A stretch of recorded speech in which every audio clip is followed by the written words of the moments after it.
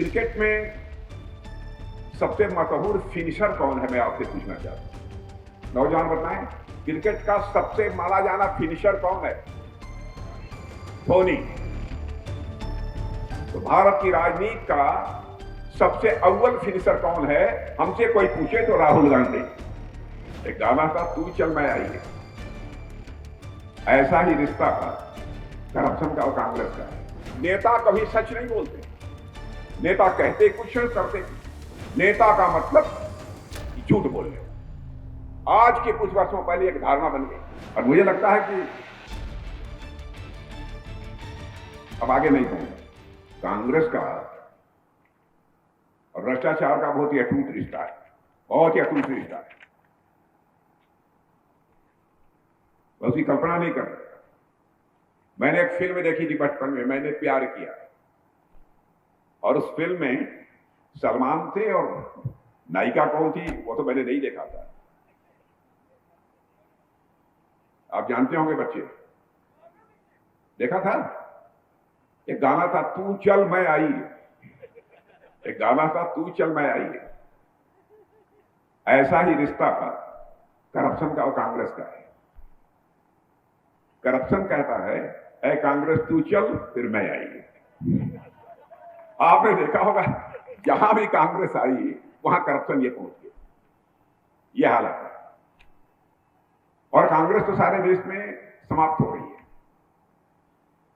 आपने देखा कि कांग्रेस का वर्चस्व था भारत की राजनीति में। हिंदुस्तान के अधिकांश राज्यों में सरकार यदि किसी राजनीतिक पार्टी की थी तो कांग्रेस की थी, लेकिन अब कांग्रेस समाप्त हो रही है। गिने चुने 2-3 राज्यों में उनकी सरकारें रह गई हैं, छोटे छोटे राज्य। यह हालत हो रही है। मैं कभी सोचता हूं कि ऐसा क्यों होगा। बहनों भाइयों, मैं इस नतीजे पर पहुंचता हूं, क्रिकेट में सबसे मशहूर फिनिशर कौन है, मैं आपसे पूछना चाहता हूं। नौजवान बताएं, क्रिकेट का सबसे माना जाना फिनिशर कौन है? धोनी। तो भारत की राजनीति का सबसे अव्वल फिनिशर कौन है, हमसे कोई पूछे तो राहुल गांधी।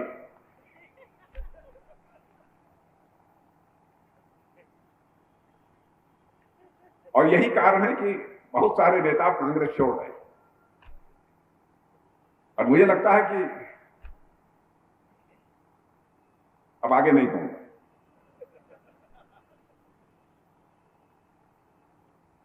लेकिन बहनों भाइयों, 10 वर्षों तक जो हम लोगों ने काम किया है, यही मैं कहना चाहूंगा। अभी तो विकास और सुशासन का आपने ट्रेजर देखा है। बोलचाल की भाषा में मैं जानता हूं, मध्य प्रदेश उत्तर प्रदेश में लोग कहते हैं हमने टेलर देखा है। मैं आज कहना चाहता हूं कि अभी तो आपकी बोलचाल की भाषा में टेलर है, उसे ट्रेजर बोलते हैं। 10 साल में विकास और सुशासन का आपने टेलर देखा है। प्रतीक्षा करिए, अभी पूरा सिनेमा बाकी है बहनों भाइयों, जब भारत विश्व गुरु के पद पर रहेगा।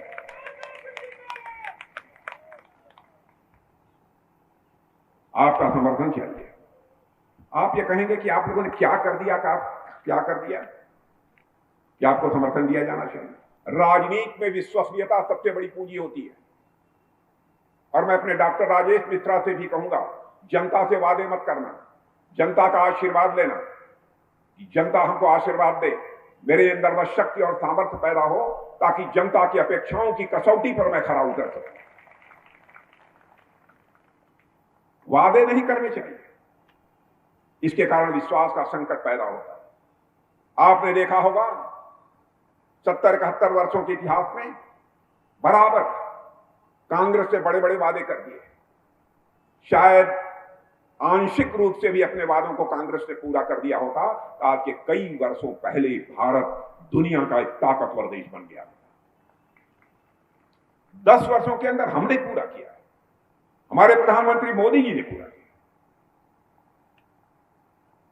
क्या दुनिया के दूसरे देशों के राष्ट्राध्यक्ष कहते हैं 21वीं सदी किसी की होने जा रही है, तो हमारे और आपके भारत की होने जा रही है। बहनों भाइयों, ये मैं नहीं कह रहा हूं, राष्ट्राध्यक्ष कह रहे हैं। सरकार ऐसे चलाई जाती है। बैठिए। अजीबोगरीब स्थिति है। इन लोगों ने पैदा कर दी। लोगों की धारणा बन गई थी नेता कभी सच नहीं बोलते, नेता कहते कुछ है करते कुछ है। नेताओं की खतनी और करनी में अंतर होने के कारण भारत की राजनीति पे विश्वास का संकट पैदा हो गया। नेता का मतलब कि झूठ बोलने वाला। आज के कुछ वर्षों पहले एक धारणा बन गई, लोग भरोसा नहीं करते थे, लेकिन भारत की राजनीति में पैदा हुए इस विश्वास के संकट को किसी ने सीना चौड़ा करके चुनौती के रूप में स्वीकार किया है। बहनों भाइयों, तो भारतीय जनता पार्टी ने और हमारे नेता मोदी जी ने स्वीकार किया। और मैं यहां पढ़े लिखे लोगों से कहना चाहता हूं, और मैं अपने प्रेस के मित्रों से भी कहना चाहता हूं, हमारे सारे घोषणा पत्रों को उठाकर देख लीजिए कि हमने जो कहा है वह किया है कि नहीं किया। मुझे याद है 1984 से हम कहते चले आ रहे हैं, एक दिन वह आएगा जब हमारी यहां सरकार बनेगी, अयोध्या की धरती पर भव्य राम का मंदिर बनकर रहेगा। लोग ये कहते थे भाजपा वाले बराबर कहते हैं, रामलला हम आएंगे, मंदिर यहीं बनाएंगे, लेकिन तारीख नहीं बताएंगे। यह आरोप लगाने वाले लोगों से कहना चाहता हूं, आप हमसे तारीख पूछ रहे थे, 22 जनवरी गुजर गई और हमारे रामलला की प्राण प्रतिष्ठा हो गई। रामलला अपनी कुटिया से निकलकर अपने महल में पहुंच चुके हैं।